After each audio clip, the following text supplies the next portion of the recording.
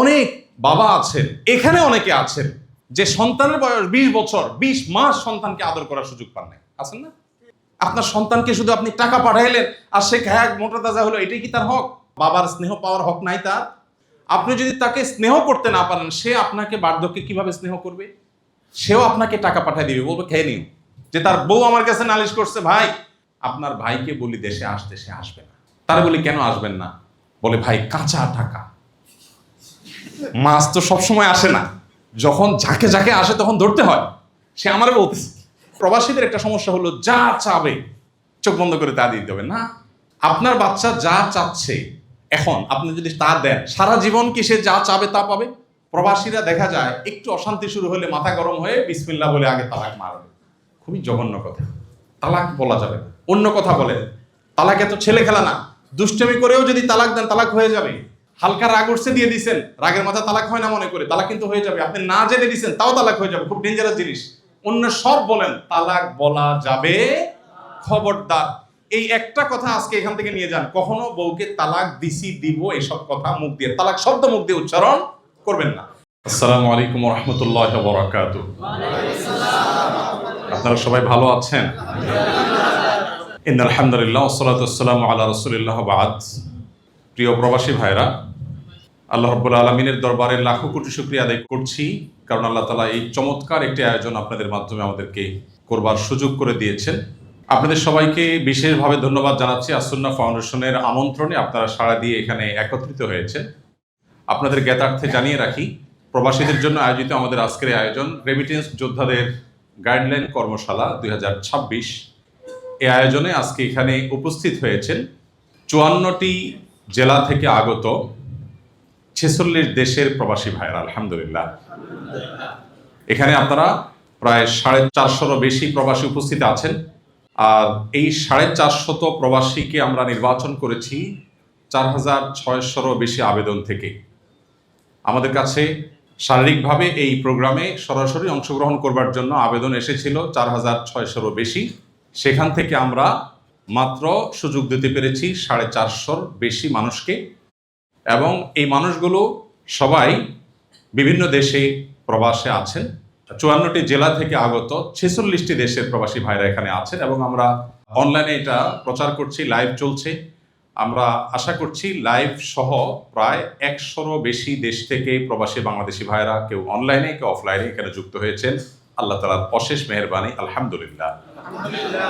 প্রিয় ভাইরা, আসুন্নাহ ফাউন্ডেশন এই অডিটোরিয়ামে বিভিন্ন শ্রেণী পেশার মানুষের জন্য জীবন মান উন্নয়নমূলক কর্মশালার আয়োজন করছে, এবং গত কিছুদিন আগে আমরা সর্বপ্রথম এই অডিটোরিয়ামে উদ্বোধনীমূলক অনুষ্ঠান করেছি রিক্সা চালক ভাইদের জন্য। আপনারা অনেকেই অনলাইনের সুবাদে হয়তো দেখেছেন, আমরা এখানে 500 রিক্সা চালক ভাইদের জন্য জীবনমান উন্নয়নমূলক কর্মশালার ব্যবস্থা করেছি। কিভাবে তারা ভালো থাকতে পারেন, কিভাবে তারা অগ্রসর হতে পারেন, কিভাবে তাদের জীবন মানকে উন্নত করতে পারেন, কিভাবে তাদের দুনিয়া এবং আখিরাত উভয় জগতে তারা সফল হতে পারেন, সেই আয়োজন আমরা করেছি। তারই ধারাবাহিকতায় দ্বিতীয় প্রোগ্রামটি আমরা করছি আপনাদেরকে নিয়ে, অর্থাৎ আমাদের সম্মানিত রেমিটেন্স যোদ্ধা প্রবাসী ভাইদেরকে নিয়ে। প্রবাসী ভাইদের প্রতি আমার নিজের একটি বিশেষ দুর্বলতা আছে। আমি প্রবাসী দেখলেই আপন মনে হয় আমার। এর কারণ, আমার জীবনের মূল্যবান 10-10টি বছর প্রবাসে কেটেছে। অতএব যে কোনো প্রবাসীকে দেখলেই আমার মনে হয় যে আমার জাতি ভাই। আমি যে প্রবাসে ছিলাম একটা লম্বা সময়, এই ভাইটি সে প্রবাসী। প্রবাসীদের কিছু দুঃখ, কিছু কষ্টের জায়গা আছে যেগুলো আমি কাছে থেকে দেখার সুযোগ হয়েছে বিভিন্ন দেশে যাওয়া আর প্রবাসে লম্বা সময় কাটাবার সুবাদে।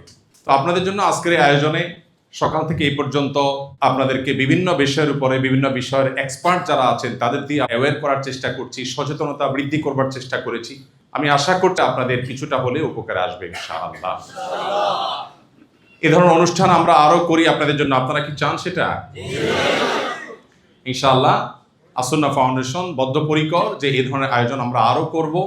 শুধু প্রবাসীদের জন্যই নয়, প্রবাসীদের পর আমরা বিভিন্ন শ্রেণী পেশার মানুষ, শিক্ষক, ডাক্তার, ইঞ্জিনিয়ার, ব্যবসায়ী, শিক্ষার্থী, বিভিন্ন শ্রেণী পেশার মানুষ যারা আছেন সবার জন্য আমরা ধারাবাহিকভাবে এখানে এই প্রোগ্রামটা দিনব্যাপী কর্মশালা, প্রশিক্ষণ, সেমিনার এগুলোর আয়োজন করব।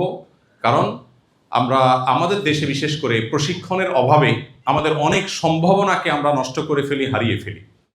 আপনারা একজন প্রবাসী হিসাবে আপনারা অনেকে জানেন, বিভিন্ন দেশে আপনারা প্রবাসে আছেন, প্রবাসে প্রশিক্ষণ দেওয়া হয় খুব গুরুত্বের সাথে। এমনকি কেউ যদি পরিচ্ছন্নতা কর্মীর কাজও করে তার আগেও তাকে ট্রেনিং নিতে হয়, আছে না?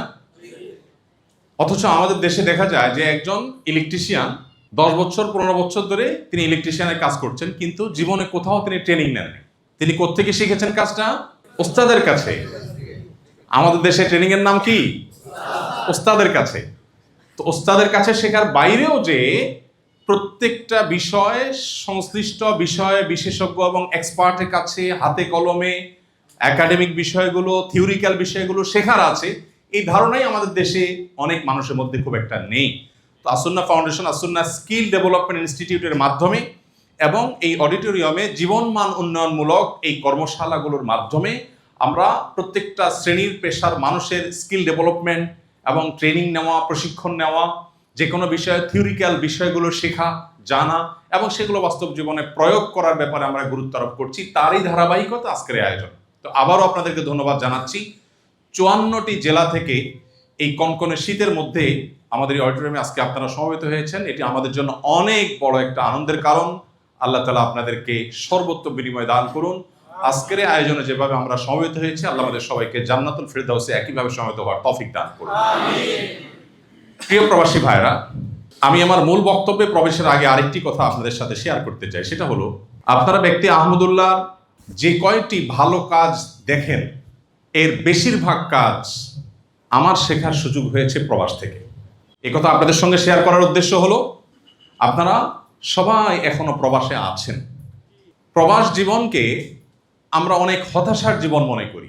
সন্দেহাতীতভাবে পরিবার নেই, পরিজন দূরে, আত্মীয় স্বজন দূরে, নিজের দেশের মাটির গন্ধ পাই না, এটা তো কষ্টের কারণ বটে।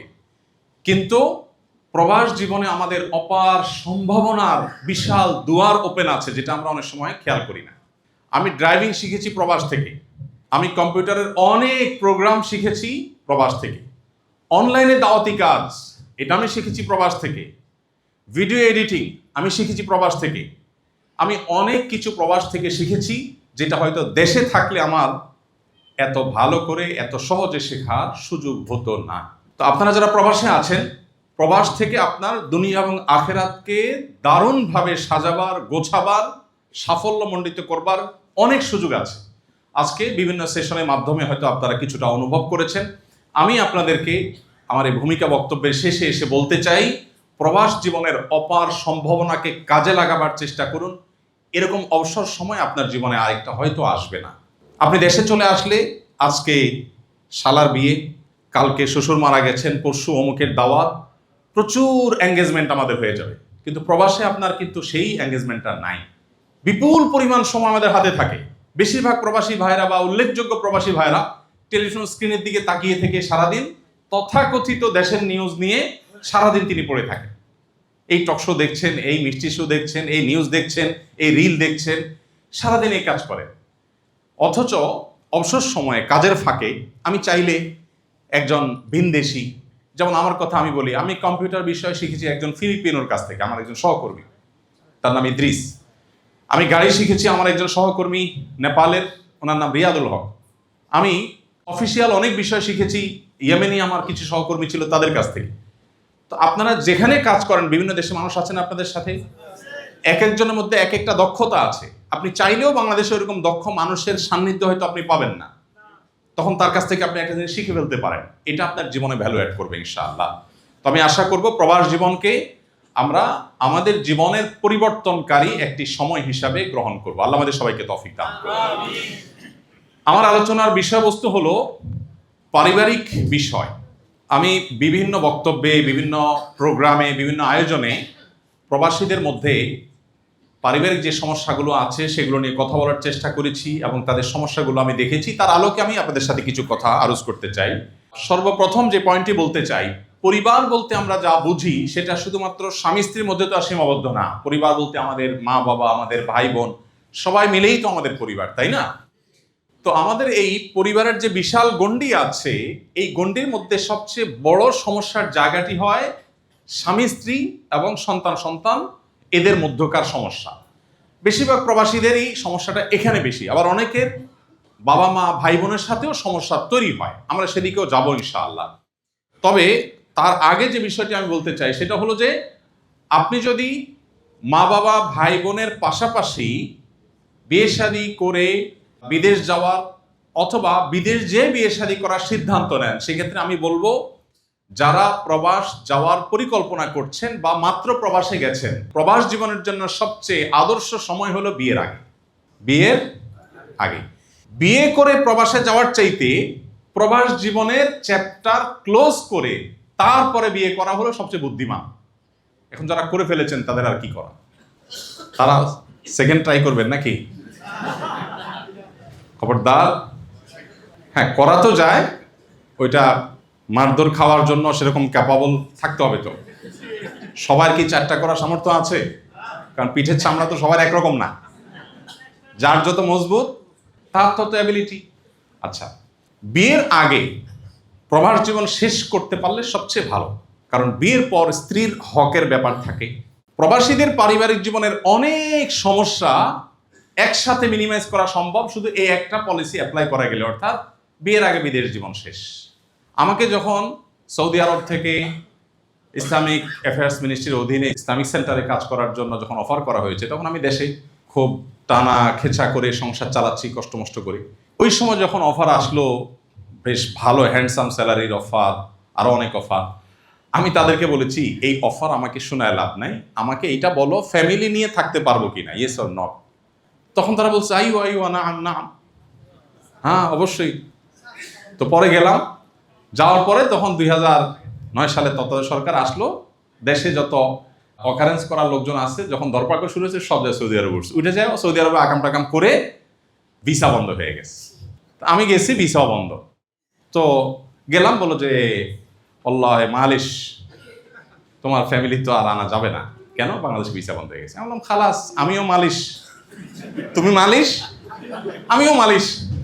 মানে মালিশ মানে সরি, অন্য দেশি ভাইরা বুঝেন না হয়তো। তুমি সরি আমিও সরি, তোমার এখানে আমি থাকতে পারলাম না। 3 মাস পর আমি বললাম যে আমি চলে যাব। তখন তারা বললো কেমন কথা? আমি ফ্যামিলি ছাড়া একদিনও থাকবো না, আমার ফ্যামিলির হক আছে আমার প্রতি, ডাল ভাত খাবো, দেশে থাকবো। যাই হোক, পরে তারা বললো যে ঠিক আছে। পরে আল্লাহ তালা বিভিন্নভাবে ব্যবস্থা করেছেন আমার ফ্যামিলি ভিসা। ওকে, ফ্যামিলি ভিসা যখন দিয়েছো 10 বছর থাকবো, 10 বছর ছিলাম, আর ফ্যামিলি ছাড়া আমি 10 দিনও থাকবো না। এই কথা এই জন্য বলা, যারা তরুণ অথবা আপনাদের ছেলেদেরকে অনেকে বিদেশ পাঠাবেন, ছোট ভাইকে বিদেশ পাঠাবেন, বিয়ে শাদী করার আগে বিদেশের পর্ব শেষ করতে পারলে স্ত্রীর অধিকারের ঝামেলা থাকে না, সন্তান লালন পালনের ঝামেলা, অনেক সমস্যা এগুলো আর থাকে না। এটা সবচেয়ে ভালো হয় যদি এই স্কোপটা থাকে। আর যদি এই স্কোপ না থাকে, তাহলে সেক্ষেত্রে আমরা চেষ্টা করব পরবর্তী অপশনে যাওয়া, সেটা হলো প্রবাস থেকে কিভাবে আমরা পরিবার পরিচালনা করব। প্রবাস থেকে পরিবার পরিচালনা করার জন্য, পরিবারকে সঠিকভাবে পরিচালনা করবার জন্য আমাদের বেশ কিছু জিনিস লক্ষ্য করা দরকার। সব কিছুর আগে সেটি হলো আমাদের প্রায়োরিটি ঠিক করা দরকার। আমি আমার পরিবারকে দুধে ভাতে রাখার জন্য বিদেশ গিয়েছি, প্রবাসে পাড়ি জমিয়েছি, খুব ভালো কথা। আর এটা ভালো কাজও, কারণ নবী করিম সাল্লাল্লাহু আলাইহি ওয়াসাল্লাম বলেছেন তুমি তোমার স্ত্রীর মুখে যে খাবারটা তুলে দিচ্ছ এটাও কি হয়? সাদাকার সওয়াব হয়। সো আপনি যে বিদেশে গিয়েছেন আপনার পরিবারের একটু সুখের জন্য, এর কারণ আপনি আল্লাহর কাছে কি পাবেন? সওয়াব পাবেন, সাদাকার সওয়াব পাবেন ইনশাআল্লাহ। কিন্তু পরিবার দুধে ভাতে থাকুক, এই চিন্তাটা আমরা যতটা করি তার চাইতে বেশি চিন্তা করা উচিত আমার পরিবার যেন জাহান্নামের আগুন থেকে রক্ষা পেতে পারে। এইটাতে যে লাভটা হবে সেটা হলো আপনি স্বয়ংক্রিয়ভাবে একটা আদর্শ পরিবার পেয়ে যাবেন। যে পরিবারের সদস্যরা আল্লাহর ভয় তাদের অন্তরে লালন করে, যারা জাহান্নাম থেকে বাঁচার জন্য তাগাদা অনুভব করে, সেই পরিবারের সদস্যরা আপনার চোখ জুড়িয়ে দিবে, এতে কোনো সন্দেহ নাই। যেই সন্তান, যেই স্ত্রী আল্লাহকে চিনে, সে স্বামীর হক আদায় করবে না? সে কি স্বামীর কোনো হক নষ্ট করবে? যেই সন্তান আল্লাহ এবং তার রাসূলের পরিচয় পেয়ে গেছে, সে কি বাবা মার নির্দেশের বাইরে যাবে? যাবে না। তাহলে আপনার পরিবারের দুনিয়া এবং আখিরাত উভয় জগতের সামগ্রিক কল্যাণ নির্ভর করে আপনি পরিবারের জন্য কোন জিনিসটাকে প্রায়োরিটি দিচ্ছেন সেটার উপর। আপনার কাছে পরিবারের দুধে ভাতে থাকাটা বেশি গুরুত্বপূর্ণ নাকি তাদের ঈমান আমলে থাকাটা বেশি গুরুত্বপূর্ণ? দুধে ভাতে থাকাটা আমাদের টার্গেট হবে, আমরা চাইবো তারা ভালো থাকুক, ভালো খাক, কিন্তু সেটা আমার কাছে যতটা গুরুত্বপূর্ণ তার চাইতে বেশি গুরুত্বপূর্ণ হতে হবে কি? ঈমান আমল। আল্লাহ রাব্বুল আলামিন কোরআনে কারিমে বলেছেন, ইয়া আইয়ুহাল্লাযীনা আমানু কু আনফুসাকুম ওয়া আহলিকুম নারা। হে ঈমানদারেরা, তোমরা নিজেদেরকে এবং তোমাদের পরিবারকে জাহান্নামের আগুন থেকে রক্ষা করো। দুনিয়া কয়দিনের? দেখতে দেখতে শেষ হয়ে যায়, তাই না? অনন্ত অসীমকালের জান্নাতে আমাদের একসাথে থাকতে হলে তার জন্য প্ল্যান করতে হবে, সঠিক প্ল্যান। এই প্ল্যানের অংশ হিসাবে আমাদেরকে অনেক কাজ করতে হবে। এর ভিতরে সবচেয়ে বড় কাজটা হলো, আপনি একজন, যারা বিবাহ এখনো করেন নাই, তারা একজন জীবন সঙ্গিনী খুঁজবেন এমন যিনি আল্লাহ ভীরু, যিনি মুত্তাকি। এখন মুত্তাকি কিন্তু বোরকা পড়লে হয়ে যায় না, মুত্তাকি কিন্তু শুধু নামাজ পড়লে হয়ে যায় না। ঠিক যেমন অনেক ছেলে আছে, দাড়ি আছে, মাশাআল্লাহ, পাঞ্জাবি আছে, কিন্তু আবার 2 নম্বরিও করে, আছে না নেই? ঠিক একইভাবে একজন মেয়ে লেবাস পোশাক পরলেই মুত্তাকি হয়ে যায় না। একজন ছেলে হোক আর মেয়ে হোক, মুত্তাকির সবচেয়ে বড় বৈশিষ্ট্যের বিষয় হলো তিনি আল্লাহর কাছে নিজেকে পরিপূর্ণভাবে সমর্পণ করেছেন কিনা, সারেন্ডার করেছেন কিনা। এটা যদি কেউ করতে পারেন তিনি মুত্তাকি। এখন এটা বুঝবেন কিভাবে? এটা জটিল, এটা আরেক আলোচনা, বিবাহ কেন্দ্রিক আলোচনা। আমি শুধু এইটুকু বলতে চাই, যারা বিবাহ করেননি অথবা ছোট ভাই ব্রাদার ছেলে মেয়ে বিয়ে করাবেন তাদের জন্য বলছি, জীবন সঙ্গী সঙ্গিনী বা পাত্র পাত্রী নির্বাচনের ক্ষেত্রে তারা দিনদার কিনা এটা নিরূপণ করবার জন্য তাদের সবচেয়ে যে বিষয়টি গুরুত্বপূর্ণ যেটা দেখতে হয় সেটা হলো যে তারা আল্লাহর কাছে কতটা নিজেকে সঁপে দিয়েছেন। কোরআন হাদিস শুনছেন, আর কোনো কথা নেই, আল্লাহ বলেছেন, আচ্ছা তাহলে আর কোনো কথা নেই, কোরআনে আছে, হাদিসে আছে, আচ্ছা তাহলে আমার আর কোনো সে নেই। এই সমর্পণ করার মানসিকতা থাকলে সে হলো আসলে মুত্তাকি। আর মেয়েদের ক্ষেত্রে সবচেয়ে বড় বৈশিষ্ট্য হলো অল্পে তুষ্ট থাকা, আলহামদুলিল্লাহ বলতে পারা, চাহিদা না থাকা, যে আমি ডিমান্ড না, অন্য মেয়েদের সাথে আমি কম্পেয়ার করব না, এটা হলো তাদের সবচেয়ে ভালো গুণ। আর ছেলেদের ক্ষেত্রেও, পাত্র নির্বাচনের ক্ষেত্রেও, যেহেতু এখানে আপনারা সবাই ছেলে, অতএব আপনাদের জন্য মেয়েদের কথাটা বেশি করে বলা, ছেলেদের ক্ষেত্রেও এরকম মুত্তাকির বিভিন্ন প্যারামিটার আছে যেগুলো দেখে আমরা আসলে ভালো মানুষ নির্বাচন করব। এর মধ্যে একটা হলো যে সে আসলে হালাল হারাম কতটা মেনটেন করে এবং কাদের সাথে উঠা বসা করে। এই কথাটা সবার জন্য প্রযোজ্য, ছেলে মেয়ে সবার জন্য। বন্ধু সার্কেল দেখে বোঝা যায় সে আসলে মানুষটা কেমন, অনুমান করা যায়। এই জন্য পাত্রপাত্রী শুধুমাত্র চেহারা ছবি, শুধুমাত্র পয়সা আলা কিনা, শুধুমাত্র নামি খানদানি কিনা, শুধুমাত্র লেবাস পোশাক আছে কিনা, এগুলো না দেখে তার লাইফস্টাইল, সে যাদের সাথে চলাফেরা করে সে কতটা সহনশীল, সে কতটা ধৈর্যশীল, তার ভিতরে কতটা তুষ্টি আছে, তার ভিতরে খবর কতটা আছে, এই জিনিসগুলো বেশি গুরুত্বপূর্ণ। যাই হোক, সেটা বিবাহ কেন্দ্রিক আলোচনা। তো পরিবার তারা যদি মুত্তাকি হোক এটা আপনি চান, তাহলে আপনাকে অনেকগুলো স্টেপ অবলম্বন করতে হবে, অনেকগুলো পদক্ষেপ নিতে হবে, যেগুলো নিলে আপনার পরিবার মুত্তাকি হয়ে উঠবে ইনশাআল্লাহ। এক্ষেত্রে আরেকটা হাদিস উল্লেখ করতে পারি, এখানে আছে, নবী করিম সাল্লাল্লাহু আলাইহি সাল্লাম বলেছেন, আলা কুল্লুকুম রাইন ওয়া কুল্লুকুম মাসউলুন আন রাইয়াতিহি। তোমাদের সবাই দায়িত্বশীল এবং সবাই যার যার দায়িত্ব সম্পর্কে জিজ্ঞাসিত হবে। অতএব আমরা সবাই পরিবারের দায়িত্বশীল, প্রত্যেকটা মানুষ পরিবারের দায়িত্বশীল। এই হাদিসের শেষ অংশে আছে, নবী করিম সাল্লাল্লাহু আলাইহি সাল্লাম বলেছেন, একজন পুরুষ তার পরিবারের সদস্যদের সবার ব্যাপারে তিনি দায়িত্বশীল। কিয়ামতের ময়দানে এদের ব্যাপারে জিজ্ঞাসাবাদের মুখোমুখি হবে। তার স্ত্রী নামাজ পড়েছেন কিনা, সন্তানটা আল্লাহকে চিনেছেন কিনা, আল্লাহর কাছে জবাবদিহি তাকে করতে হবে। এই জন্য আমরা কি করব? পরিবারকে দিনদার করার জন্য, তাদেরকে আল্লাহমুখী করার জন্য, তাদেরকে আদর্শ পরিবার করার হিসাবে গড়ে তোলার জন্য আমরা কি করব? প্রথমত, নিজের এবং সঙ্গীর চরিত্র হেফাজতের গুরুত্ব দেওয়া। আপনার সাথে আপনার স্ত্রীর বোঝাপড়াটা পরিষ্কার হতে হবে। আপনার ইমো, আপনার হোয়াটসঅ্যাপ, আপনার মেসেঞ্জার আপনার স্ত্রী যে কোনো মুহূর্তে দেখতে পারে, এই সৎসাহস আপনার আছে কিনা। আপনার ফেসবুক নিউজ ফিড সে ঘাঁটতে পারে সব সময়, এই সৎসাহস আপনার আছে কিনা, এটা গুরুত্বপূর্ণ। একই কথা স্ত্রীর বেলায়ও প্রযোজ্য। যদি এই সৎসাহস থাকে এবং এই জায়গাটা পরিষ্কার থাকে, তাহলে কিছুটা আপনি আল্লাহর শুকর আদায় করার জায়গায় আপনি আছেন। এখন ঘরে ঘরে দেখা যায় যে সবাই সবার থেকে লুকালুকি করে, আছে না? এই লুকালুকি করার মানে হলো আপনি সঠিক জায়গায় পুরোপুরি এখনো নাই। অনেক ছেলে আছে যাদের মোবাইল হাতে নিয়ে ফেসবুক স্ক্রল করলে বোঝা যায় সে কি দেখে, বোঝা যায় না? কারণ যেগুলো দেখে ওইগুলোই তো আসে, তাই না? অনেক মা বাপ আছেন, শুধু প্রবাসী না, আমরা যারা দেশে আছি একটা কমন রোগের কথা বলি, সেটা হলো আমরা সবাই চাই আমি সারাদিন মোবাইল টিপবো, আমার বাচ্চারা যেন মোবাইল না টিপে। আছে না নাই? আমি সারাদিন মোবাইলে পরনারী দেখব, ফিল্ম দেখব, রিলে মেয়েদের দেখব, ডান্স দেখব, হারাম জিনিসপত্র দেখব, বাট আমার বউটা হবে তাবেয়া বসরি। উনি কিছু দেখতে পারবে না। উনি একজন পুরুষের সাথে যদি মিষ্টি মিষ্টি গলায় কথা বলে, একটু উল্টাপাল্টা টাইপ আলোচনা করে, অথবা পুরুষের সাথে খুব সখ্যতা হয়, আমার চান্দিতে আগুন ধরে যাবে। বাট আমি কিন্তু ঠান্ডা মাথায় সারাদিন ফেসবুকে কি করব? একের পর এক হারাম জিনিস দেখবো এবং স্ক্রল করব। এই রোগটা আমাদের মধ্যে আছে না নাই? মনে রাখবেন, পরিবারের কথা এখন রাখেন সাইডে। আপনি নিজে যদি আল্লাহওয়ালা না হন, আপনি নিজে যদি সৎ না হন, আপনার ছেলে মেয়ে এমন কোন ট্যাবলেট পৃথিবীতে আবিষ্কার হয় না যে ট্যাবলেট খাওয়াই দিয়ে সে ফেরেশতা হয়ে যাবে। আমি কি বোঝাতে পেরেছি? এই জন্য ভাইরা, আমাদের সিদ্ধান্ত নিতে হবে। জীবনটা খুবই সংক্ষিপ্ত। দেশে থাকেন আর প্রবাসে থাকেন, জীবন কিন্তু আস্তে আস্তে বরফের মতো গলে শেষ হয়ে যাবে। অতএব আমি আল্লাহর কাছে নিজেকে সমর্পণ করব, আমার নিজেকে নিয়ন্ত্রণ করব। আমি হারাম কোনো কিছুর সাথে সংশ্লেষ রাখবো না, হারাম জিনিস দেখবো না। এটা সিদ্ধান্তের ব্যাপার। যদি আপনি হারাম জিনিস না দেখার কষ্ট নিতে পারেন, হারাম জিনিস না দেখাটা তো কষ্টের, কারণ মনে চায় দেখতে, মনের সাথে যুদ্ধ করতে হয়। এই কষ্টটা যদি আপনি নিতে পারেন, নগদ একটা নিয়ামত পাবেন। সেটা কি? আল্লাহ তাআলা আপনার পারিবারিক জীবনে এমন শান্তি, এমন সুখ দিবেন যেটা আপনি কল্পনা করতে পারবেন। আর হারাম ভাবে যদি আপনার স্বাদ আপনি আস্বাদন করেন, আপনার চাহিদা আপনি নিবারণ করেন, তাহলে হালাল পথে আপনার চাহিদা নিবারণ করার নিয়ামত আল্লাহ আপনার থেকে বঞ্চিত করবেন, আপনি এতে নিয়ে নেবেন।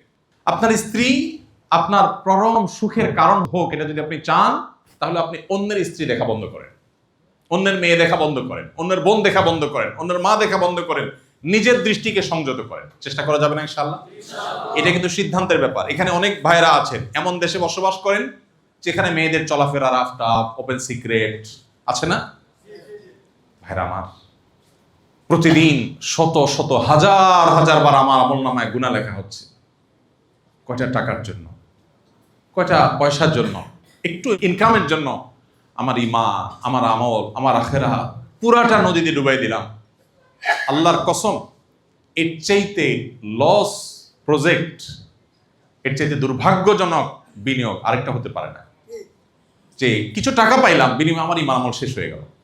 এই জন্য যারা সে সমস্ত পরিবেশে আছেন, তারা নিজেদের বিরুদ্ধে নিজেদের সংগ্রাম এবং যুদ্ধ চালাতে হবে যে আমি আমার দ্বারা কোনো গুনাহ আমি করব না। চেষ্টা করা যাবে না ইনশাআল্লাহ? আপনি যখন নিজে এবং আপনার সঙ্গিনী উভয়ে আপনারা যখন চরিত্রবান হবেন, তখন দেখবেন একটা উপভোগ্য, একটা সুখময় পরিবারের বীজ বপন হয়ে গেছে। চরিত্রের হেফাজত। কিসের হেফাজত? নিজের এবং সঙ্গিনী। কিন্তু আগে নিজেরটা যদি করতে পারেন, তখন আপনার স্ত্রীর জন্য আপনি আপনার প্ল্যান তৈরি করতে পারবেন। আপনার স্ত্রী যদি জানে যে আমার স্বামী নিজে আমার পাশে শুয়ে শুয়ে বৈশা বৈশা মোবাইলে সারাদিন সে রিলে ডান্স দেখে, হিন্দি ফিল্মের ক্লিপ দেখে, নাটকের ক্লিপ দেখে, হ্যাঁ, বিভিন্ন ভিডিও দেখে, মেয়েদেরকে দেখে, তখন আপনি স্ত্রীকে যতই মুখে বলেন যে চরিত্র ভালো করো, লাভ হবে না। মানুষ কিন্তু যতটা শুনে শিখে, তার চাইতে দেখে শিখে বেশি। অতএব আপনি আপনার ছেলেকে বলবেন, বাবা মোবাইল ধরা যাবে না, এই ছেলে মোবাইল রাখো, বই নাও, বাট আপনি মোবাইল টিপতেছেন। তখন ছেলে মনে করবে কি জানেন? মনে করবে যে আরে বাপে আমার সাথে শত্রুতা করতেছে। সে নিজে সারাক্ষণ যে নিয়ামতের মধ্যে আছে, এই নিয়ামতটা আমাকে সে ভোগ করতে দিতে চায় না। কত বড় খারাপ মানুষ! এই জন্য সে যুদ্ধ করে মোবাইলটা নিতে চায়। বাট আপনি নিজে মোবাইল অহেতুক টিপাটিপি বন্ধ করেন, প্রয়োজনীয় কাজ সেরে রেখে দেন, দেখবেন বাচ্চাকে বলা লাগবে না, সে ওখান থেকে প্রভাবিত হবে ইনশাআল্লাহ। এই জন্য সবকিছুর আগে হলো নিজের এবং সঙ্গীর চরিত্রকে হেফাজত করা। বহু প্রবাসী ভাইরা আছে চরিত্র নানাভাবে নষ্ট করে ফেলেছেন, এবং সবচেয়ে বড় ভূমিকা এই মোবাইল ফোনের, স্মার্টফোনের অপব্যবহার। ঘরে ঘরে হাজার হাজার পারিবারিক অশান্তির কারণ হলো এই ফোনের অপব্যবহার। ভাইরা আমার, এই যে সময় নষ্ট করছি ঘন্টাকে ঘন্টা, শত শত হাজার হাজার ঘন্টা, এর জন্য আল্লাহর কাছে জবাবদিহিতা আছে। আপনাদেরকে শেখ আব্দুল্লাহ সাইফুল্লাহ ভাই বলেছেন, নিশ্চয়ই সেই সেশন আপনারা শুনেছেন। প্রবাস জীবনে চাইলে অনেক কিছু করা যায়। আমি অনেক প্রবাসীকে চিনি প্রবাস জীবনে হাফেজ হয়ে গেছে, 30 পারা কোরআন হিফজ করে ফেলেছেন। কেন? কারণ ব্যাচেলর লাইফে 8-10 ঘন্টা ডিউটির পরে বিপুল পরিমাণ সময় আছে, দেশে আধা ঘন্টা 1 ঘন্টা মোবাইলে কল করলেন, ভিডিও কল করলেন, কথা বললেন, বাকি সময়টা তার আছে, তিনি কোরআন তেলাওয়াত করছেন। অনেক ইসলামিক অর্গানাইজেশন আছে, সেগুলোর সাথে ইনভলভ থাকছেন, মসজিদের সাথে ইনভলভ থাকছেন, দাওয়াতি কাজের সাথে ইনভলভ আছেন, তাহলে আপনার টাইমটা ভালো কাজে লাগবে। আর যদি সেটা না করেন, মোবাইলে আপনি ভিডিওতে, ফেসবুকে, ইউটিউবে বিভিন্ন ভিডিওতে ডুবে থেকে ঘন্টাকে ঘন্টা ভিডিও দেখছেন, আপনি কি লাভটা করছেন? আপনার বরং ঈমান আমল ধ্বংস করছে। এই জিনিসটা বলা যত সহজ, আমল এতটা সহজ না, সিদ্ধান্ত গ্রহণ করার বিষয়। এই মোবাইলের অপব্যবহার, সোশ্যাল মিডিয়ার অপব্যবহার, এটা আমাদের জীবনকে শেষ করে দিচ্ছে। নিয়ন্ত্রণ করবো তো ইনশাআল্লাহ। এটা চরিত্র হেফাজতের জন্য সবচেয়ে বড় সহায়ক বিষয় হবে ইনশাআল্লাহ। এরপর হলো ভিডিও কল এবং ছবি আদান প্রদানে সতর্ক থাকা। এটা এমনি কমন একটা বিষয়। পরিবারের সাথে দেখা যায় আমরা আমাদের একান্ত মুহূর্তগুলো শেয়ার করি। আপনারা জানেন এখন এমন কোনো বিষয় নাই যেটা আমরা মোবাইলের মারফত আদান প্রদান করি এটা থার্ড পার্টি কাছে যায় না। এগুলো সবগুলোই যায়। আপনার আমার প্রাইভেসি বলতে কিছুই নাই আসলে। আমরা যারা মনে করি অনেক সেফ, ঠিক আছে, আমি আমার স্ত্রী, আমরা দুজন দুই প্রান্তে আছি, এত কেউ নেই, ভুলের মধ্যে আছি আমরা। এটা একে তো হ্যাক করার সিস্টেম আছে, সেটা তো আছেই। এর বাইরে অনেক সময় দেখা যায় আমরা যে ইমেল লগ ইন করি সেই ইমেইলে সেভ হয়ে যায়, এটা থার্ড পার্টির কাছে যাওয়ার সুযোগ থাকে। এটা বিভিন্নভাবে মানুষের কাছে যাওয়ার বহু রাস্তা ওপেন আছে, আমরা জানি না। তো এগুলোর কারণে দেখা যায় অনেক অশান্তি তৈরি হয় এবং পারিবারিক অসুবিধা আসে। এরপরে আসেন বাবা মা এবং পরিবার স্ত্রীর মধ্যে ভারসাম্য রক্ষা করা। এটা বেশিরভাগ মানুষ বোঝে না বা পারে না। ভারসাম্য রক্ষা করা, এটা নিয়ে আমি অনেক চুটকি বলি, রসিকতা করে অনেক কথা বলি। পরিবারে ভালো থাকা বা পরিবারকে নিয়ে সুখে থাকার জন্য একটা সহজ বুদ্ধি হলো, পুরুষরা বিশেষ করে একটু বেকুব সাজা। কি সাজা? বেকুব সাজা। বেকুব সাজার মানে কি? মানে হলো সব প্রবাসীদের, আপনাদের ইল্লা মাশাআল্লাহ হাতে গোনা কিছু মানুষ বাদে প্রায় সবারই কমন কিছু অভিযোগ আছে। এর ভিতরে একটা হলো যে ভাই কি করব, পাটা আর পুতা এই দুইটার ঘষা ঘষিয়ে আমি মরিচের অবস্থা শেষ। বয়ে বলে তোমার মা এই করেছে, সেই করেছে, হান করেছে, তান করেছে। আর মা বলে তুই জানোস বিদেশে থাকস, তোর বউ কি করে, এটা বলছে, ওইটা করছে। এখন মা বলে বউয়ের বিরুদ্ধে, বউ বলে মায়ের বিরুদ্ধে। আবার একইভাবে বোন ভার্সেস বউ। এই যে ঘষাঘষি, এই ঘষাঘষিতে বিদেশে বসে অনেকে দেন দরবার করে। অনেক প্রবাসীরা আমি দেখছি ওখানে বসে দরবার করে। ভাই বিদেশে বসে ফোনে দরবার করে এগুলোর সমাধান হয় না, আরো সমস্যা বাড়ায়। তাহলে কি করবেন? কিছু কাজ তো করবেনই, তবে এর মধ্যে একটা আইটেম হলো মাস্ট, সেটা হলো বেকুবের অভিনয় করতে হবে। কিরকম বেকুবের অভিনয়? ধরেন মানে একটু সহজ সরল হওয়ার অভিনয় আর কি। ধরেন আপনার স্ত্রী মায়ের বিরুদ্ধে যখন অভিযোগ করবে, তখন স্ত্রী বলবা আহা আমার মা এটা বলছে, সত্যি বলছে, সত্যি মানে মিথ্যা বলছি। তখন যদি আপনি বলেন যে দেখো কোরআন হাদিসে মা বাবার কিছু বলা জানা নিষেধ আছে, জন্মদাতা তারা, এটা যদি আজকে না হইতো, মা না হয়ে আজকে কেউ হইতো, তো তুমি দেখতে আজকে পারলাম না, আমি মা হয়েছে এই জন্য। আপনি বললেন যে স্ত্রী হিসাবে তোমার জন্য তো আমি জীবন দিয়ে ফেলতাম, এখন মা তো কিছু করতে পারতেছি না। তখন স্ত্রী বলবে যে আমার স্বামীটা আসলে মানুষটা ভালো, আমাকে মহব্বতে সে আকর্ষণ, বাট একটু বেকুব, কি করবে বুঝে উঠতে পারতেছে না। আবার একই অভিনয় আপনি যদি মায়ের সাথে করেন, মা যখন বলবে এই তোর বউ এটা করছে ওইটা করছে, তখন মারা যদি বলেন যে মা আল্লাহ রসুল কোনোদিন বউদের গায়ে হাত তোলে নেই, যদি অনুমতি দিতেন সকাল বিকাল আশ্রয়তে মা, মারে বলার সময় তার বউ শুনতেছে না। আর এটা মীমাংসার খাতিরে, ঝগড়া মীমাংসার খাতিরে এতটুকু কৌশল, চালাকি, মিথ্যা জায়েজ আছে। মিথ্যা একটা ক্ষেত্রে জায়েজ, সেটা কোনটা? মীমাংসা। হ্যাঁ, মীমাংসার ক্ষেত্রে কিন্তু মিথ্যা জায়েজ। এখন এইরকম মিথ্যা, মিথ্যা বা সব মিথ্যা না, যেটা বললে মীমাংসা হবে। এখন মা যদি শুনে যে ছেলে বলতেছে মা আজকে বউ না হইয়া কেউ হইতো, রসুল বউ পিটান নাই কোনোদিন, যদি পিটাইতেন বা অনুমতি দিতেন তো আজকে দেখতেন আপনি তুফান ছুটে ফেলাতেন, কি আপনার সাথে এটা বলছে। তখন মাও বলবে কি পোলাটা আমার ভালো, আমারে মহব্বত ঠিকই করে, বাট একটু বেকুব, বুঝে না কি করবে। মা এবং বউ দুজন কথা শুনে ফেলছে, ভাই এই বুদ্ধি মহিলারা শুনে গেছে, ধরে ফেলবে, ঠিক আছে যে তুমি মৌলবীতে শিখে আসছো, এই তো অভিনয় করতেছো, তো আরেকটা অ্যাপ্লাই করবেন, আমি কি সব শিখে দিব নাকি? আমি একটা ধরা দিলাম, বাকিগুলো আপনাকে আবিষ্কার করতে হবে। আচ্ছা, না, এটা কিন্তু সিরিয়াস ইস্যু। অনেকে করে কি, মায়ের হইয়া বইয়ের কাছে যায়, তুমি কি বললো আমার মারে, এত বড় সাহস তোমার। এবার ওখান থেকে এক দৌড়ানি গায়, তোমার মায়ের একজনের কথা শুনে বলছো, উনি কি বলছো তুমি জানো। এবার মায়ের কথাগুলো শোনা পরে মারে বলে, মা তুমি এগুলো বলছো। দৌড়ানি বইয়ের কাছেও খায়, মায়ের কাছেও খায়। এরপরে যা বলে সে হতাশ। এগুলো শুধু বেশিরভাগ ক্ষেত্রে বুদ্ধির অভাবে। তবে হ্যাঁ, পরিবার থেকে দীর্ঘদিন যখন দূরে থাকবেন এই সমস্যাগুলো হবেই হবে। অনেক প্রবাসী আছে যাদের জীবনের চাহিদার কোনো শেষ নেই।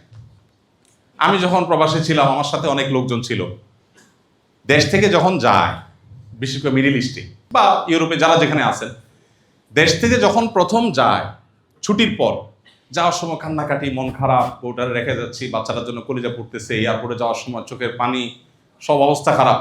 যাওয়ার সময় বাচ্চারা মুছতে মুছতে বলে বউরে, শেষ, এইবার শেষ, আর আসবো না, এই ভিসাটা শেষ করি, আর বিদেশ ভাল লাগে না, ডাল খাই ভাত খাই, দেশে থাকবো। ওখানে যাওয়ার পরে যখন খেপসার গ্রান পায়, রিয়াল, ডলার, ইউরো, কসকসা, তখন আস্তে আস্তে আবার মানসিকতা চেঞ্জ হয়ে যায়।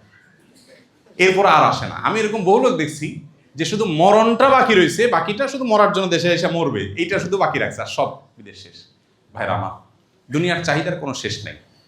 আপনি প্রবাসে থাকেন, কিন্তু একটা টার্গেট থাকতে হবে। আমি 10 বছর কাটানোর পর যখন আমি প্রবাস থেকে চলে আসি, আমার এই পেশায় যারা আছেন, আরো আলেমরা আছেন না সারা দেশে, তখন আমার অনেক সহকর্মীরা বলছে, পাগল নাকি, এত ফ্যাসিলিটিস, এত সুযোগ সুবিধা রেখে দেশে আসতে, দেশে এসে কি করবো কিছু যায় না, একরকম অন্ধকার। আল্লাহর উপর ভরসা করে চলে আসলাম। ভাইরা আমার, অনেকে বছরকে বছর পরিবারের হক নষ্ট করে, অনেক বাবা আছেন, এখানে অনেকে আছেন যে সন্তানের বয়স 20 বছর, 20 মাস সন্তানকে আদর করার সুযোগ পান নাই, আছেন না? আপনার সন্তানকে শুধু আপনি টাকা পাঠাইলেন আর সে খায় মোটা তাজা হলো, এটাই কি তার হক? বাবার স্নেহ পাওয়ার হক নাই তার? আপনি যদি তাকে স্নেহ করতে না পারেন, সে আপনাকে বার্ধক্যে কিভাবে স্নেহ করবে? সেও আপনাকে টাকা পাঠিয়ে দিবে, বলবে খেয়ে নিও, কারণ আপনি বিদেশ থেকে টাকা পাঠিয়ে দিয়েছেন, খেয়ে নে। তো সে বুড়াকালে সেও কি করবে? টাকা পাঠিয়ে দিবে, খেয়ে নাও। কিন্তু আপনি যখন অনুভব করবেন টাকাটাই সবকিছু না, সন্তানের ভালোবাসাটা দরকার হয়। অনেক প্রবাসী আছেন 20 বছর 25 বছর প্রবাসে কাটিয়েছেন, স্ত্রীকে 6 মাসের জন্য সময় দিতে পারেননি। খুবই দুর্ভাগ্যজনক বাস্তবতা। আপনি বলবেন ভাই দেনা শোধ করতে পারে না, এটা না এটা না। কিছু লোক আছেন অনেক ক্রাইসিসে আছেন, তবে বেশিরভাগ মানুষের হলো লোভ এবং দুনিয়ার চাহিদার কোনো শেষ নাই। আমি এমন প্রবাসীও চিনি যে তার বউ আমার কাছে নালিশ করছে, ভাই আপনার ভাইকে বলি দেশে আসতে, সে আসবে না। তার বলি কেন আসবেন না? বলে ভাই কাঁচা টাকা, মাছ তো সবসময় আসে না, যখন যাকে যাকে আসে তখন ধরতে হয়। সে আমারও বলতেছে মাছ তো সবসময় আসে না, যখন আসে মাছ দেখলে জাল না মেরে কেমনে যায় মানুষ, আমার তো মাছ আসতেছে। তাই বললাম মাছ কি করবেন? মাছ খাওয়ার জন্য চুলা লাগবে না, রান্না লাগবে না, পাতিল লাগবে না, শুধু মাছ ধরলেই হবে? আরে ভাই সারা জীবন কামাই করবেন, ভোগটা কখন করবেন? ফ্যামিলির সাথে না থাকলে ভোগটা পূর্ণাঙ্গতা পায়। এই জন্য বলছি, ফ্যামিলিকে ছাড়া বিদেশ করলে এর জন্য একটা পরিকল্পনা আপনার থাকতে হবে। আমি এত বছর এই টার্গেট পূরণ করবো, ইনশাল্লাহ এরপর আর করবো না। প্রথম যায় বলে কি মায়া মায়া, প্রথম নতুন, একদম নতুন যখন যায়, প্রথম কয়েক মাস দেখি মন টন খারাপ, কি হয়েছে ভাই? ভাই নতুন আসছি তো ভালো লাগে না, যাক আসছি যেহেতু ভিসা দেনা টানা করে ভিসা নিছি, তো ভিসার টাকাটা শোধ করলে ভাই আমি আর থাকবো না। ভিসার টাকাটা শোধ হয়ে গেলে এরপরে কি ভাই আপনি না চলে যাওয়া গেলেন না যে? ভাই ওই যে ঘরটা তো করতে পারি না, একটু ঘরটা ধরবো একটু। আচ্ছা ঘর করলেন, ঘর করলো, হ্যাঁ ভাই ঘর তো হয়ে গেছে। এবার বলে ভাই ওই যে বাজার একটা দোকান না নিলে দেশে যায় কি করে খাবো, একটা দোকান নেওয়ার চিন্তা করতেছি, বাজার একটা জমি রাখার চেষ্টা করতেছি।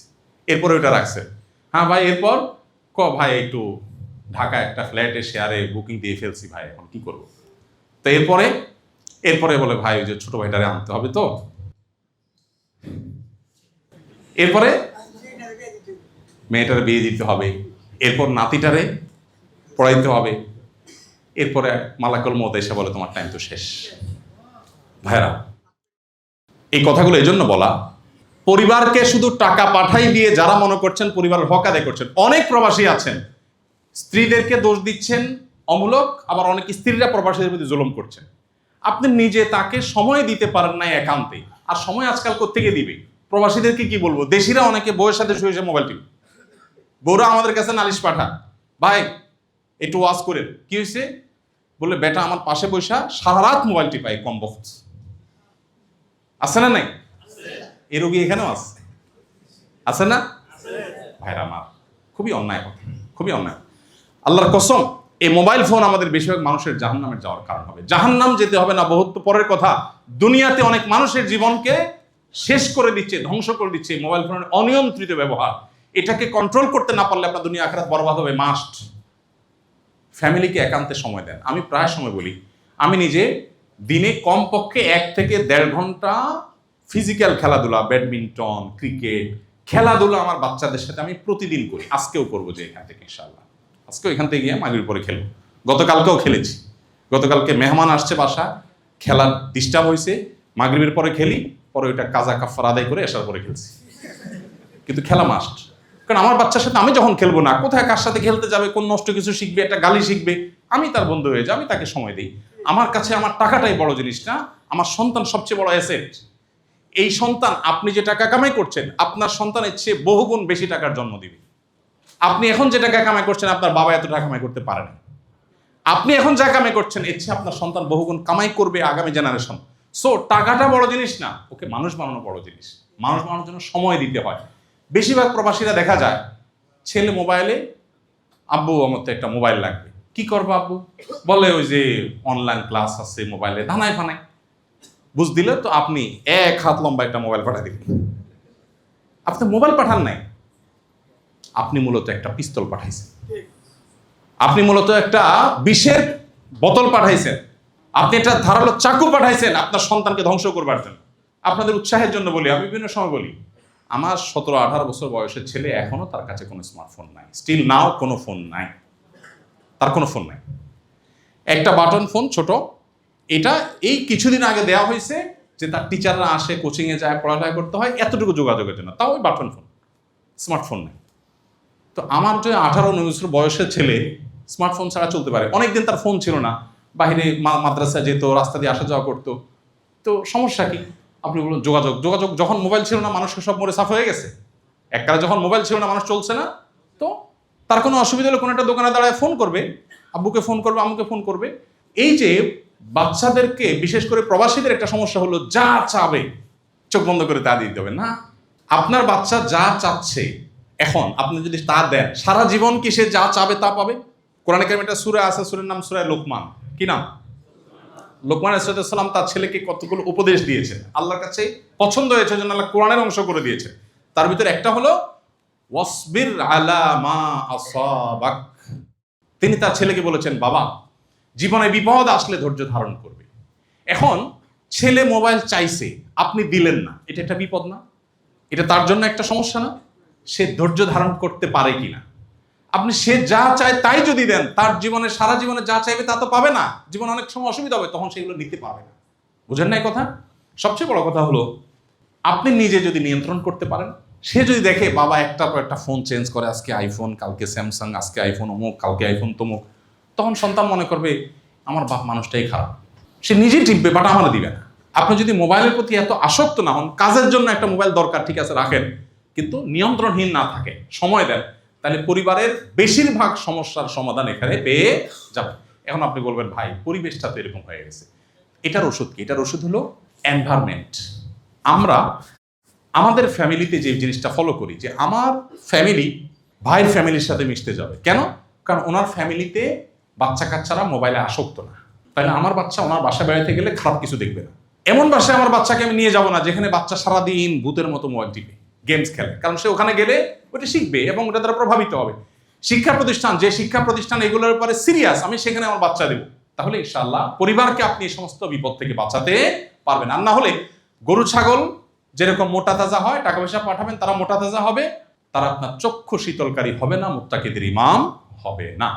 মা বাবা এবং স্ত্রীর মধ্যে ভারসাম্য রক্ষা করার কথা বলেছিলাম, যে মা বাবার হক কি, স্ত্রীর হক কি।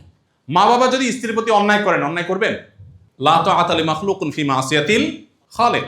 আল্লাহর অবাধ্য হয়ে পৃথিবীর কারোর কথা শোনার সুযোগ নাই। আল্লাহ কি জুলুম করার পারমিশন কাউকে দিয়েছেন? তাহলে সেক্ষেত্রে মা যদি স্ত্রীর বারে জুলুম করতে বলে, আপনি করবেন, কিন্তু আবার মার সাথে বেয়াদবিও করা যাবে না। মানে ব্যালেন্স করতে হবে। একদিকে বলতে হবে, মা আমার তোমার কথাকে আমার সবকিছুর উপর আমি রাখতে চাই, কিন্তু মা এটা তো আমি পারছি না। যদি মুখে কিছু না বলতে পারেন অন্তত চুপ থাকে, বেয়াদবি করেন। আবার একই কথা মা যদি অন্যায় করতে বলে, বউ যদি অন্যায় করতে বলে, আপনি কি সেটা মানবেন? মানবেন না। বউ বলবে কি বলেন? প্রবাসীদের কমন কথা কি বলে বলেন তো ভাই বোন সম্পর্কে? আলাদা হওয়ার কথা। আর কি বলে বলেন দেখি, বলেন দু একজনে। জ্বালায় মরতেছে। ভাই বোনের সম্পর্কে বলে অনেক বউ যে তুমি যে এত ভাই ভাই করো, তোমার ভাই কি একটা বার তোমার খবর নিছে? বলে কি বলে না? হ্যাঁ, এত বোন বোন করতেছ, এই বোন তোমার জন্য কি করছে, তোমার বাচ্চাদের জন্য কি করছে, বলবে না সারাদিন? এক কান দিয়ে শুনবেন আর এক কান দিয়ে বাইর করে দিবেন।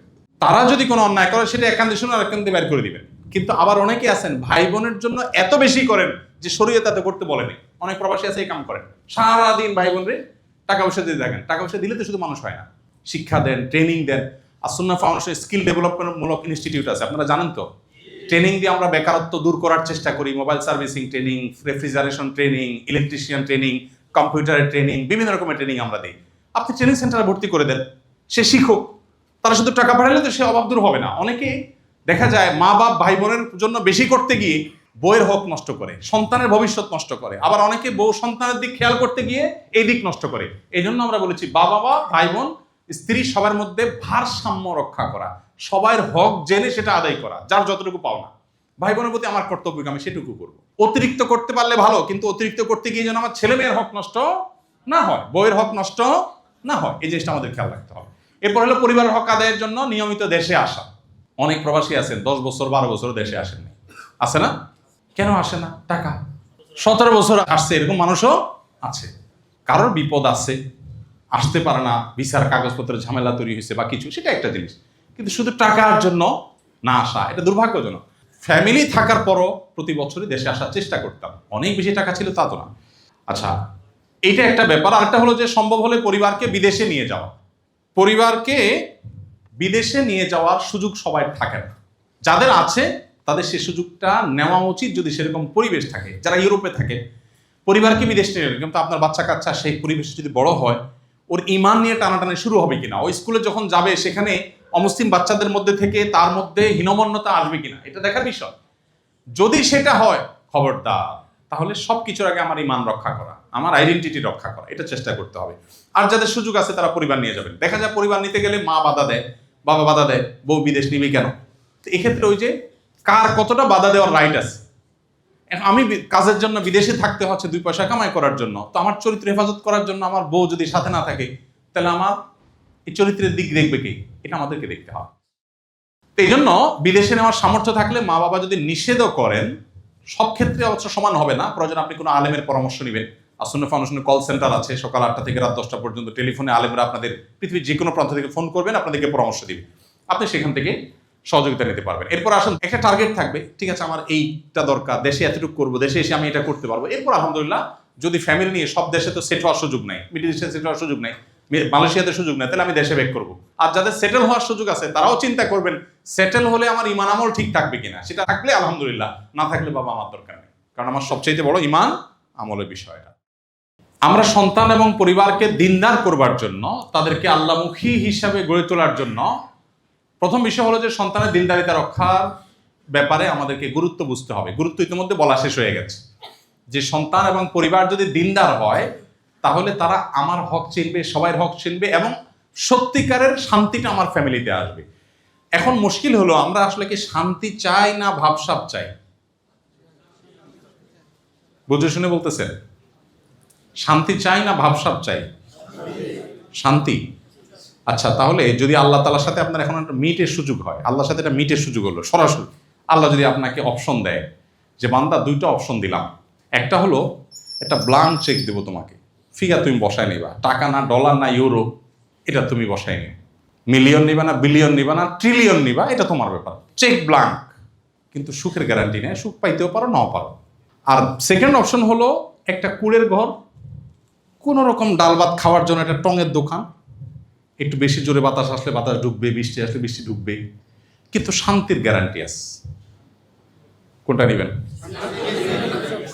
অঙ্ক বুঝে গেছেন সেই জন্য বলতেছেন। ব্লাঙ্ক চেক ছেড়ে আপনি কুড়ে ঘর নেবেন, ভাই চাপাবাজির আর জায়গা হইলো না। কোনটা নেবেন বলেন? বেশিরভাগ মানুষই বলবে আল্লাহ ব্লাঙ্ক চেক দাও, শান্তিটা আমি দেখে নেব। বেশিরভাগ মানুষ এটা বলবে না? বাস্তবতা হলো শান্তি সবসময় টাকা পয়সা দিয়ে হয় না ভাই। পরিবার যদি দিনদার হয়, ওদের হাতে অনেক লম্বা মোবাইল নাই, অনেক ভাবসাব নাই, আপনি শান্তি পাওয়ার সম্ভাবনা জোরালো হবে যদি দিনদার হয়। আমরা চাই কি ভাবসাব মাস্ট। বিদেশ থেকে আসছে, মোবাইল হাতে নিয়ে ঘুরতেছে, কি হয়েছে ভাই আইফোন 17 নাকি, মাশাআল্লাহ দেখি না এখনো নতুন সেট না, ভাল লাগে। এই ভাবটা দেখানোর জন্য আমি আইফোন 17 কিনছি, পরে আমার এটার কোনো দরকার নেই। আমি এটার জন্য অতিরিক্ত 1 লাখ টাকা খরচ করছি শুধুমাত্র এই ভাবসাবের জন্য। এটা ইমানদারের সিফত না। বেশিরভাগ মানুষের ফ্যামিলি বাচ্চা কাচ্চা ধ্বংস হয়ে যায় এই ভাবসাব রক্ষা করার জন্য। সিদ্ধান্ত নিতে হবে পরিবারের সদস্যদেরকে নিয়ে যে আমরা ভাবসাব দেখাবো না, আমরা অন্যের সাথে কম্পেয়ার করবো না। কারো ছেলে মেয়ে ভাবসাব দেখাক, আমরা দেখাবো না। আমরা বলবো আমাদের নাই বাবা, আমাদের অল্প আছে, আমরা গরিব।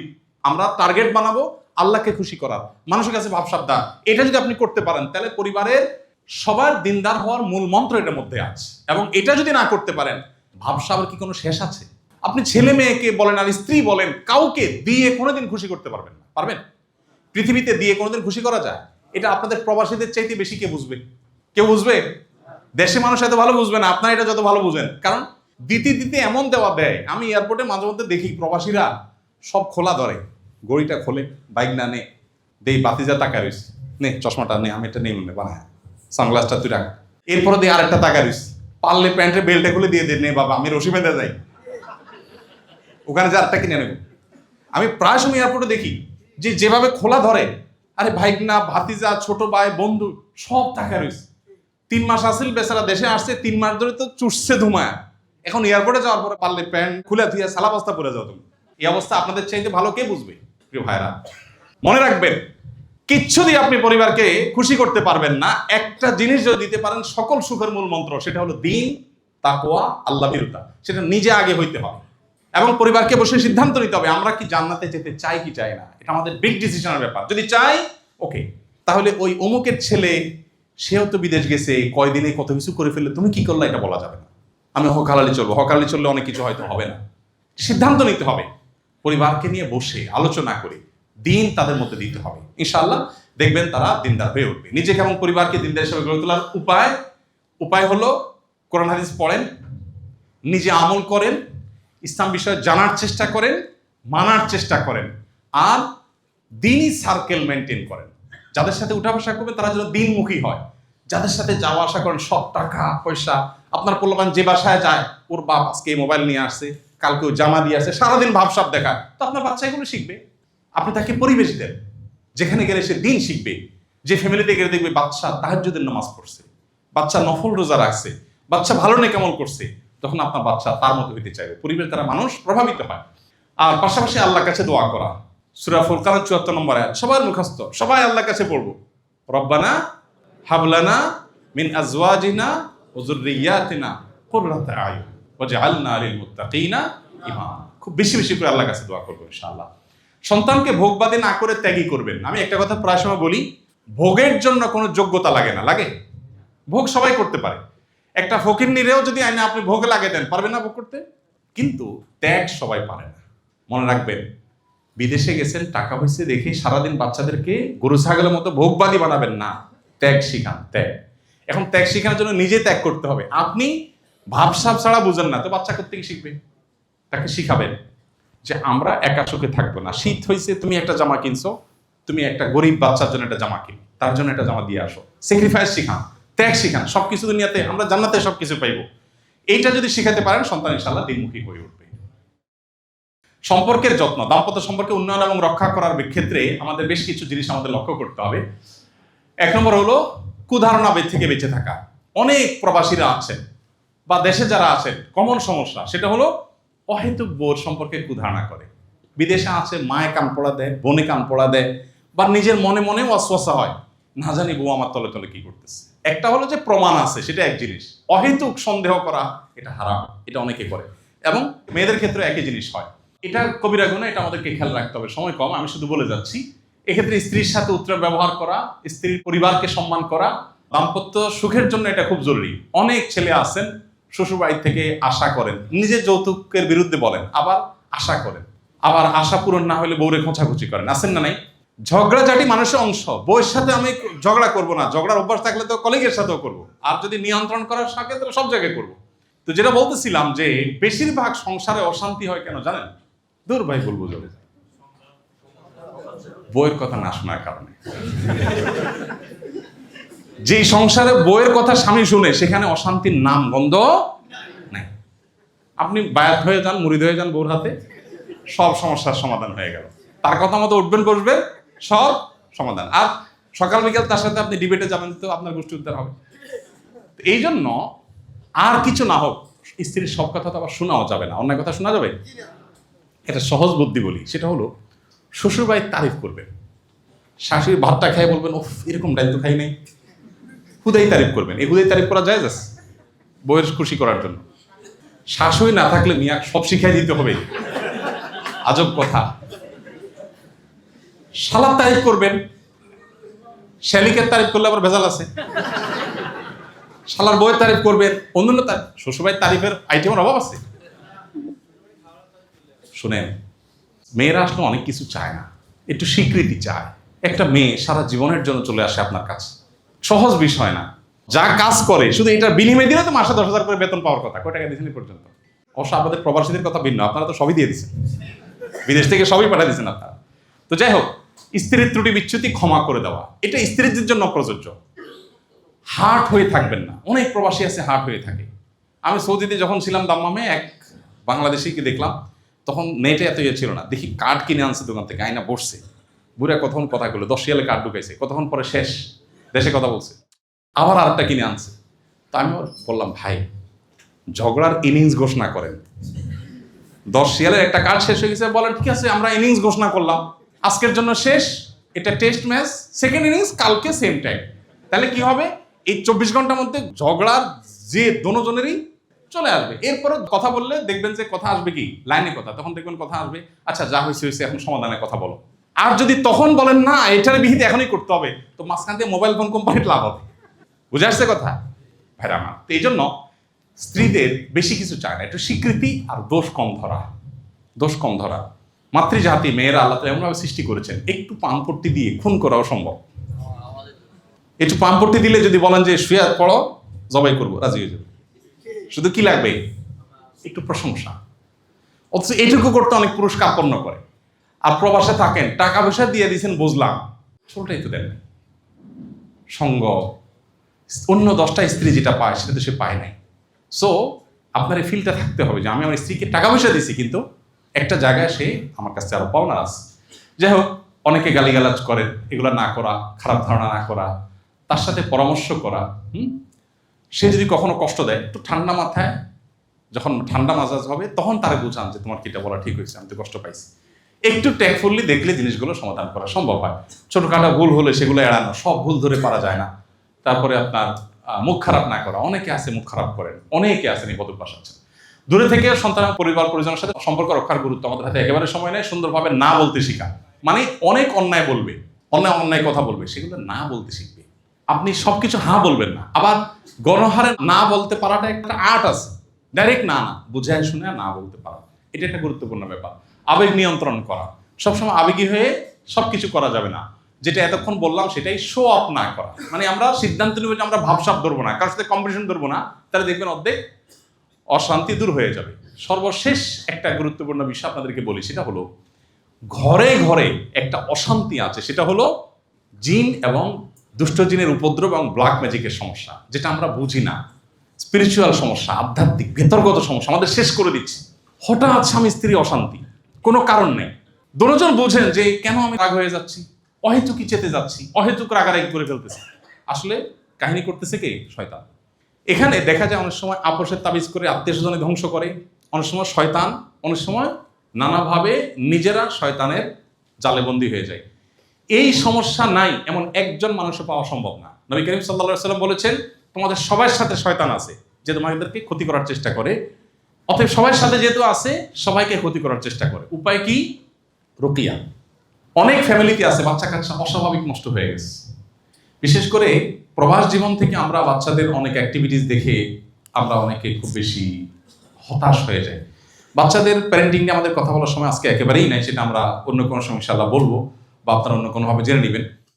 বাচ্চাদের লালন পালনের ক্ষেত্রে একটা তো হলো তাদের চাহিদাকে নিয়ন্ত্রণ করা, সব চাহিদা পূরণ না করা। দ্বিতীয়ত হলো তাদেরকে ভালো পরিবেশ দেওয়া, হ্যাঁ। তৃতীয়ত তাদের জন্য দোয়া করা। চতুর্থ হলো তাদেরকে সঙ্গ দেওয়া, সময় দেওয়া, সেরকম শিক্ষা প্রতিষ্ঠান নির্বাচন করা।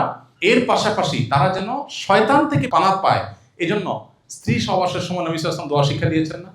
দেখেন দোয়াটার অর্থ খেয়াল করেন, আল্লাহুম্মা জান্নিবনা ওয়া জান্নিবিশ শাইতানা মা রাযাকতানা। আল্লাহ আমাদেরকে এবং আমরা যে এই শারীরিক সম্পর্কের মাধ্যমে যে নেক্সট সন্তান পাবো, যে সন্তান পাবো, এই সন্তানকে আর আমাদেরকে শয়তান থেকে রক্ষা করে। দেখেন ওই টাইমে দোয়া হলো শয়তান থেকে, কারণ শয়তান তখন থেকে মানুষের শত্রুতা করে। এই জন্য শয়তান থেকে রক্ষা পাওয়ার জন্য সকাল সন্ধ্যার দোয়াগুলো মাস্ট পরিবারের সব সদস্য পড়তে হবে। আমাদের ফাউন্ডেশন থেকে একটা ছোট লিফলেট বের করেছি আমরা রুকিয়া, ঝাড়ফুঁক সম্পর্কে। এটা আপনাদের সবার ব্যাগে ব্যাগে আছে, দেওয়া হয়েছে না? সবার ব্যাগে আছে। এটার অনলাইনে সফট কপি পাবেন, আমার ওয়েবসাইটে গেলে ahmadullah.info, সেখানে সফট কপি পাবেন, ওটা ডাউনলোড করে নিতে পারেন। এখানে কিছু গাইডলাইন দেওয়া আছে, আমি আর সেগুলো এখন বলে সময় নষ্ট করলাম না, ওইটা দেখে নেবেন, ওইগুলো ফলো করবেন বাসা বাড়িতে। ইনশাআল্লাহ দেখবেন অনেক অশান্তি এমনিতে শেষ হয়ে গেছে, সমাধান হয়ে গেছে। এই রুকিয়া এখন ঘরে ঘরে নাই। কোরআন তেলাওয়াত উঠে গেছে, অনেক ঘরে তেলাওয়াত হয় কিন্তু আস্তে আস্তে হয়। কোরআন তেলাওয়াত শয়তান দূর করে। আপনি নগদ আল্লাহর কুদরত দেখতে চাইলে কোরআন তেলাওয়াত করলে দেখবেন আপনি আল্লাহ তাআলার কুদরত দেখতে পাচ্ছেন, বিশেষ করে শয়তান বিতাড়ন করার ক্ষেত্রে। এই কোরআন তেলাওয়াতটা একটু উচ্চ স্বরে করা বাসা বাড়িতে, তাহলে শয়তান দূর হয়। এখন দেখা যায় আমরা অনেকে পড়ি না, আর পড়লেও নীরবে চুপচাপ পড়ি। এই জিনিসটা আমাদের ভয়ঙ্কর সমস্যা তৈরি করেছে। এই জন্য রুকিয়া শরঈয়া বা শরঈ ঝাড়ফুঁক এটা আমাদের করতে হবে।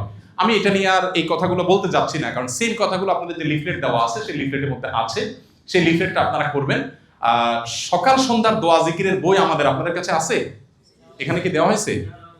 সবাইকে দেওয়া হয়েছে, এই বইটা আপনাদের কাছে আছে, আপনারা এটা ফলো করবেন। এটার অনলাইন ভার্সন আছে, যাদের ছেলে মেয়ে ইংলিশ মিডিয়ামের পড়ে অথবা ইউরোপে আমেরিকা থাকে, ইংলিশ ছাড়া বোঝে না, তাদের জন্য এই একই বইয়ের ইংলিশও আমরা করেছি, ইংলিশ অনুবাদও আছে, নিচে চাইলে নিয়ে যেতে পারবেন। আর বেশি করে কিনে নিয়ে মানুষকে ডিস্ট্রিবিউশন করলেন এবং বন্টন করলেন। পরিবার সম্পর্কে বইটা কি দেওয়া আছে? নতুন বইটা মাশাআল্লাহ, আমাদের একটা ছোট্ট ছোটি বই আছে, এই বইটা সবাই পড়বেন, স্বামী স্ত্রী দুজন পড়বেন। এই বইটা পরিবার বাঁচাবার জন্য। পারিবারিক কলহের কারণে অনেকে বিবাদে লিপ্ত হন, ঝামেলা যান, তালাকে চলে যান। খবরদার, প্রবাসীরা দেখা যায় একটু অশান্তি শুরু হলে মাথা গরম হয়ে বিসমিল্লাহ বলে আগে তালাক মারবে। খুবই জঘন্য কথা, তালাক বলা যাবে না। অন্য কথা বলেন, তালাক এত ছেলে খেলা না। দুষ্টমি করেও যদি তালাক দেন তালাক হয়ে যাবে। হালকা রাগ উঠছে দিয়ে দিচ্ছেন, রাগের মাথা তালাক হয় না মনে করে, তালাক কিন্তু হয়ে যাবে। আপনি না জেনে দিচ্ছেন তাও তালাক হয়ে যাবে, খুব ডেঞ্জারাস জিনিস। অন্য সব বলেন, তালাক বলা যাবে, খবরদার। এই একটা কথা আজকে এখান থেকে নিয়ে যান, কখনো বউকে তালাক দিছি দিব এইসব কথা মুখ দিয়ে, তালাক শব্দ মুখ দিয়ে উচ্চারণ করবেন না। এবং একই কথা বোনদেরকে আমি বলতে চাই, অনেক মেয়েরা আছে কিছু হইলে ব্যাগটা গোছায়, আছে না? কিছু পোলাপান আছে ছোট লোকই করে, বন্ধুর সাথে একটু সমস্যা হয়েছে তোমার সাথে কাটটি, সকাল বিকাল কাটটি, আছে না? ঠিক মহিলা আছে বাপের বাড়ি চলে যাবো, ছেলে কিছু আছে স্বামীর বাড়ি চলে যাবে। এগুলো জুলুম, এগুলো করা যাবে না। একটা সুখী পরিবারের জন্য অনেকগুলো বিষয় দরকার। এখানে কিছু বিষয় আমরা টাচ করার চেষ্টা করেছি, এর বাইরে আরো অনেক বিষয় আছে। এই সব বিষয়গুলো আমাদেরকে আমলে আনতে হবে।